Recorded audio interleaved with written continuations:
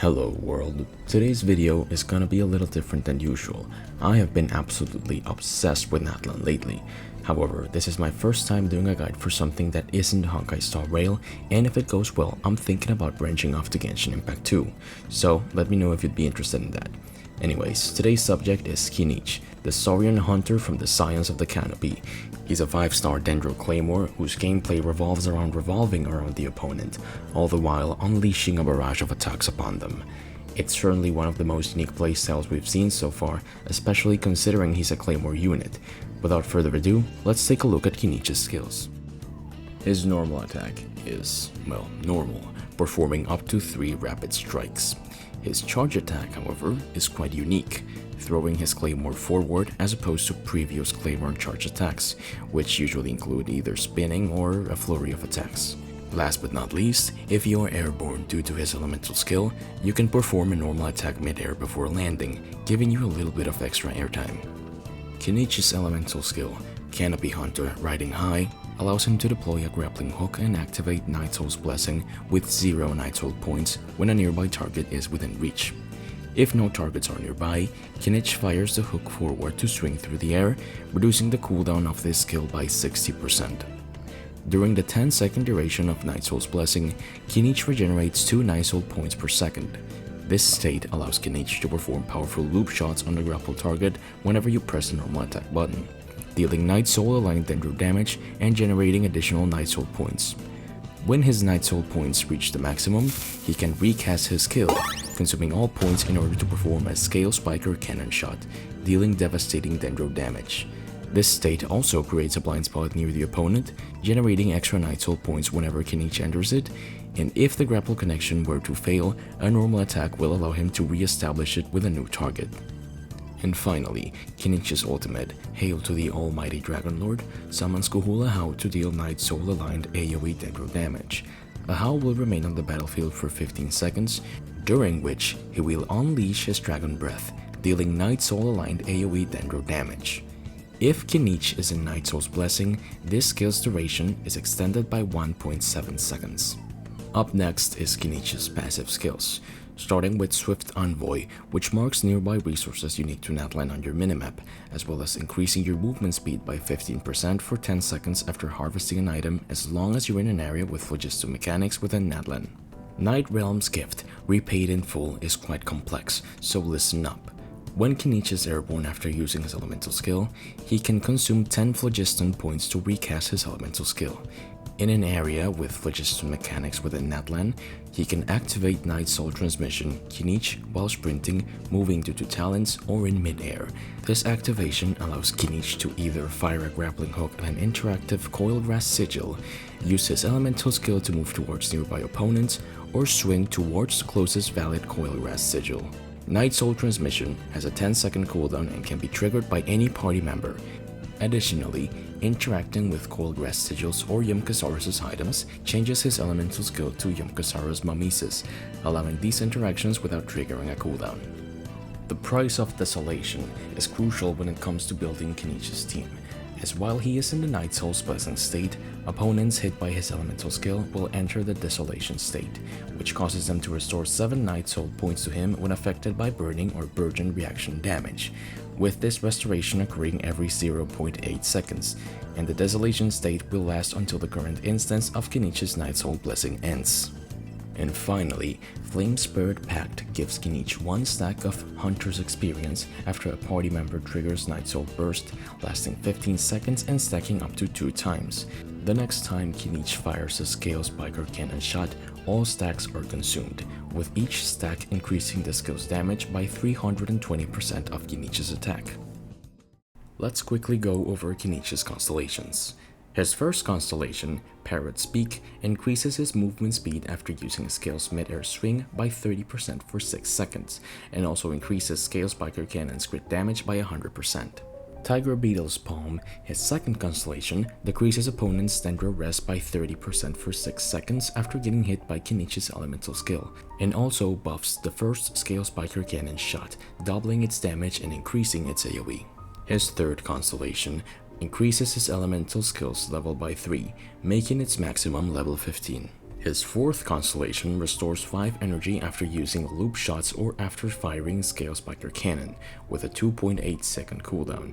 Additionally, his ultimate deals 70% more damage. His fifth constellation increases his ultimate's level by 3, making its maximum level 15. His sixth constellation allows Scale Spiker Cannon to bounce between opponents, dealing 700% of Kinich's attack as center damage. This bounce is affected by the buffs provided by his second constellation and his passive Flame Spirit Pact.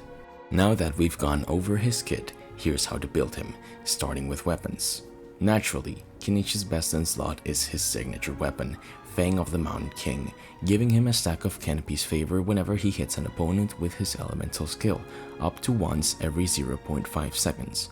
Additionally, when a nearby party member triggers a burning or burgeon reaction, even if they're off-field, Kinich gains 3 stacks, up to once every 2 seconds. Canopy's favor boosts your elemental skill and burst damage by 10% for 6 seconds per stack, with a maximum of 6 stacks, each being counted independently. Beacon of the Reed Sea is a good replacement, increasing the wearer's attack by 20% for 8 seconds after their skill hits an opponent or they take damage. These effects can trigger even if the character is off-field. Additionally, if the character is not shielded, their max HP is increased by 32%. Of course, Serpent's Spine is on the list. Every 4 seconds on the field, the wearer deals 6% more damage and takes 3% more damage.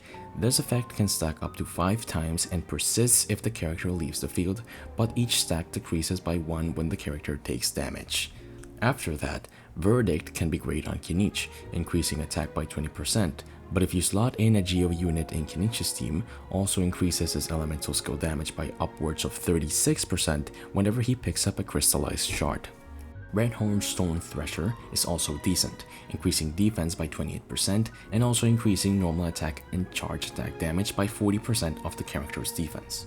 Out of all of these, Serpent's Spine is the most accessible option due to it being available in the Battle Pass. However, it still costs $10, therefore it costs $50 to get to Refinement 5, and it's gonna take you 5 whole Battle Passes. For a completely free-to-play option, the new Forgeable Claymore, Earthshaker, is still pretty good on Kinich, increasing the equipping character's elemental skill damage by 16% for 8 seconds after triggering a pyro-related reaction. If you can get refinements on this weapon, you can get up to 32% increased damage at Refinement 5. With that, let's move on to artifact sets.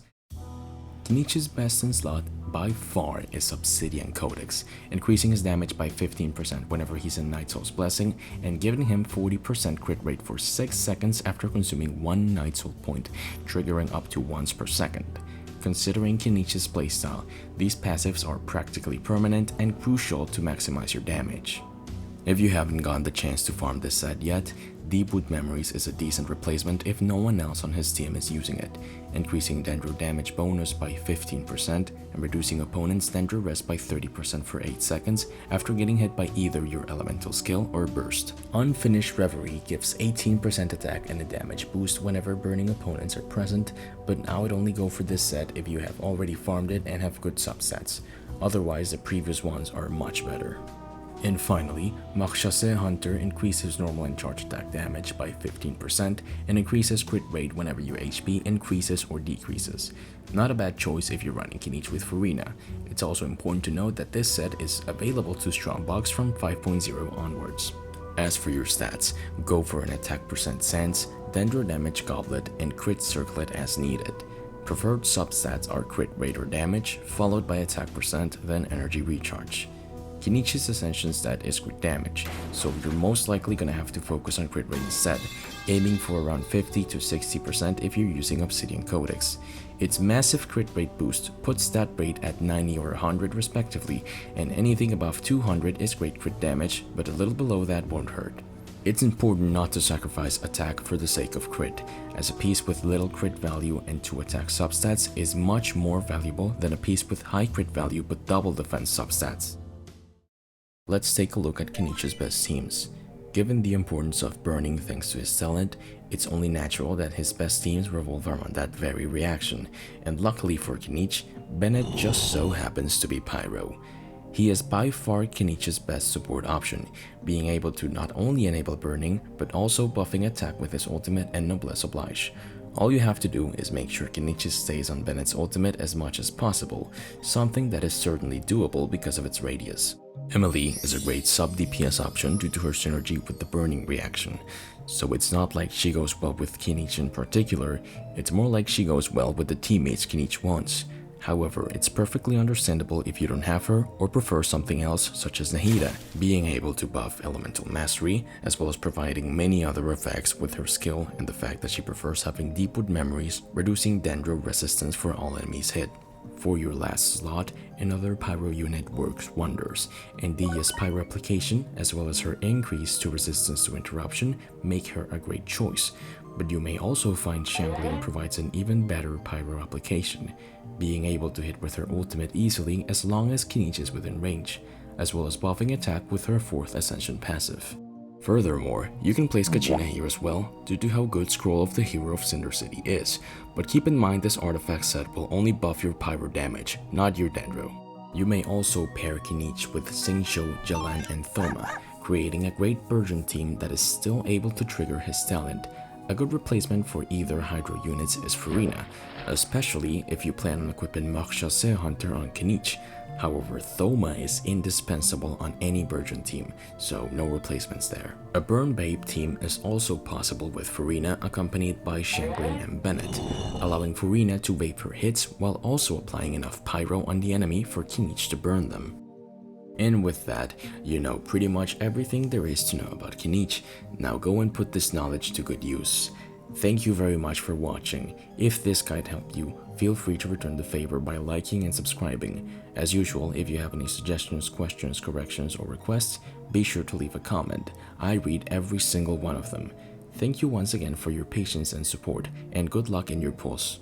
Until next time.